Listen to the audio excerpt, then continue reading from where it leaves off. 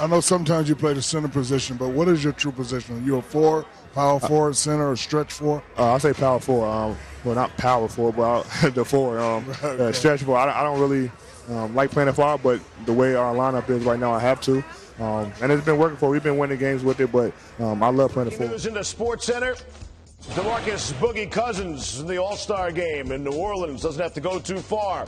Our Mark Stein breaking the story. The Pelicans have agreed to trade Buddy Hield, Tyreek Evans, Langston Galloway, and a future first and second round pick to the Kings for DeMarcus Cousins. On Sunday night, we saw one of the biggest trades ever.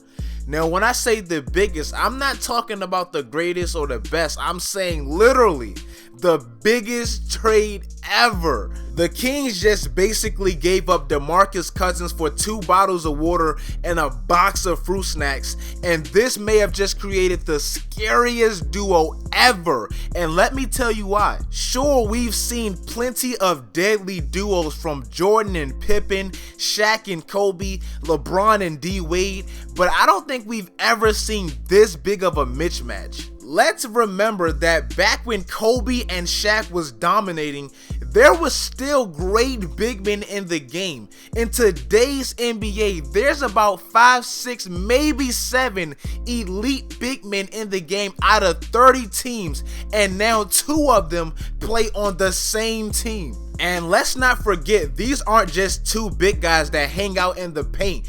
These are 2 of the most versatile big guys the game has ever seen. Before a crazy growth spurt, Anthony Davis played guard in high school, and we've never really got a chance to see him utilize those skills because the Pelicans really lack in depth of big men. And Boogie Cousins can play off the dribble, he can play with his back to the basket, and he's one of the best passing big men in the NBA, so these 2 can play off each other perfectly. Oh, and anybody worried that the paint's not big enough for the both of them, or that the paint will be cluttered, let's remember that these 2 guys can both stretch the floor, so if they want to, they can literally take turns being Kevin Love and allowing the other one to dominate the paint. They're that versatile. But we NBA fans know how great these 2 guys are. Let me get off of that and let me talk about the matchup that the world is talking about.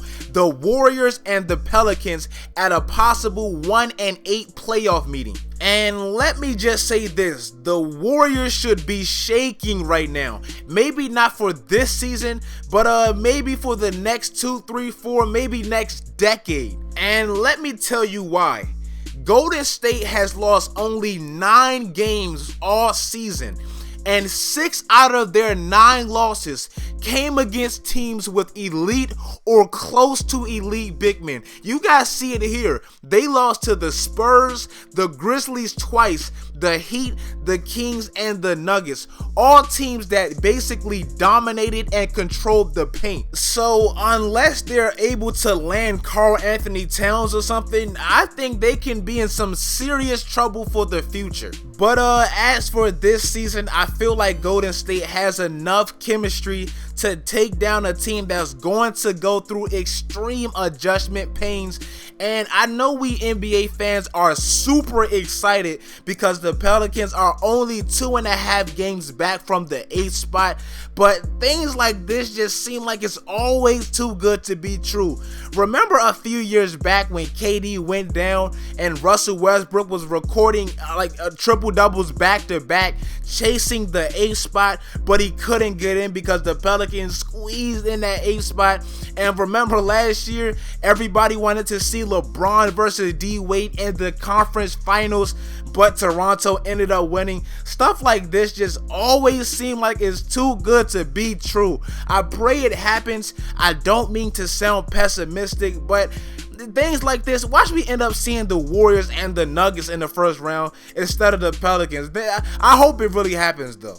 But that's basically the video. Everybody was asking me on my Twitter, Instagram, and Snapchat what I think. And by the way, follow my Instagram, Twitter, and Snapchat. Just some quick promotion. If you want to follow back, I follow back all of my day ones, so follow me, please. But everybody was asking me, what I felt, and basically to summarize my thoughts, I don't think it's going to click as fast as people want it to, but I think long term it will be amazing if DeMarcus decides to stay, which I think he will. I don't think he will leave that much money on the table, but I don't think it's going to click as fast. I'm glad this happened because the NBA has been so boring this season. We're talking about Charles Oakley. He hasn't played in years. I'm so happy something happened. Hopefully Carmelo or Jimmy Butler or somebody else gets traded to spice up the league because it's been so boring. But that's the video, guys. If you enjoyed it, make sure you leave that like, make sure you comment your thoughts, and make sure you subscribe if you're new. Until next time, guys, stay until J. You say that the neighbors know my business, well tonight they know my name, girl. I've been out the foreign in your city for the day, don't say no. I'm tryna go.